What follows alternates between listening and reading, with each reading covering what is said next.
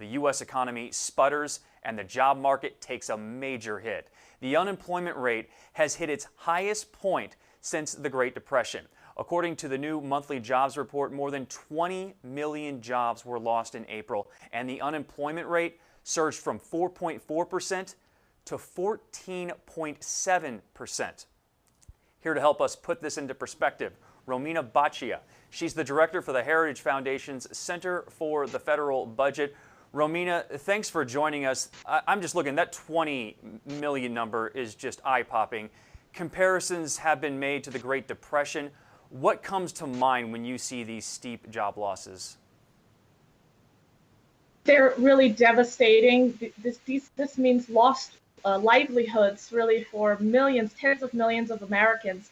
And the really sad thing is that this jobs report lags behind by several weeks. The actual unemployment numbers based on weekly reports, which just came in yesterday as well, show that we actually already have over 20% unemployment with more than 30 million Americans out of work. It really shows the depth of this crisis and how it's not unprecedented if you look back to the Great Depression, but you really have to go back far in history.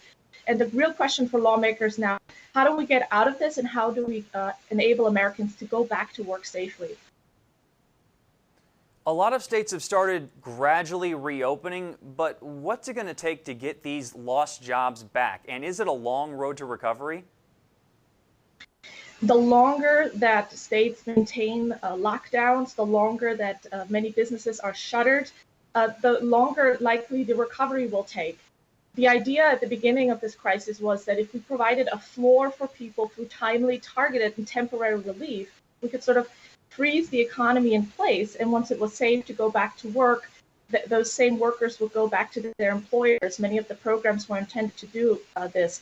Many of the workers furloughed now, I think, do expect to be able to go back to work. But the longer that the shutdown goes on, the more businesses will close their doors permanently, and the fewer jobs will be available for these people to go back to. So this is really a matter of timing and urgency, and we need an approach that recognizes that not the entire country is affected in the same way, and to reopen those parts of our society and our economy where it's safe to do so, with governors and state leaders really being in the driver's seat on those decisions. Yeah, that's a good point. Who's to say those old jobs they think they can go back to will still exist once this thing runs its course? Are there any bright spots in the economy right now? Yes, so we have seen demand tick up in various sectors as more Americans are working from home. Many tech companies have seen demand spike. Amazon is doing really well. Delivery, of course, is something that more people are taking advantage of now as they may not feel safe to leave their homes. They're home most of the time.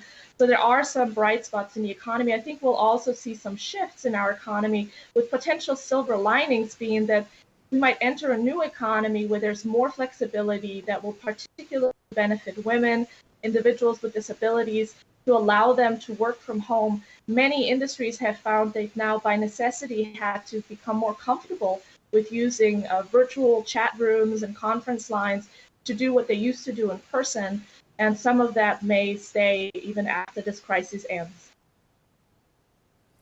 Romina Boccia with the Heritage Foundation, thank you so much for your time. I appreciate it. Thanks for having me.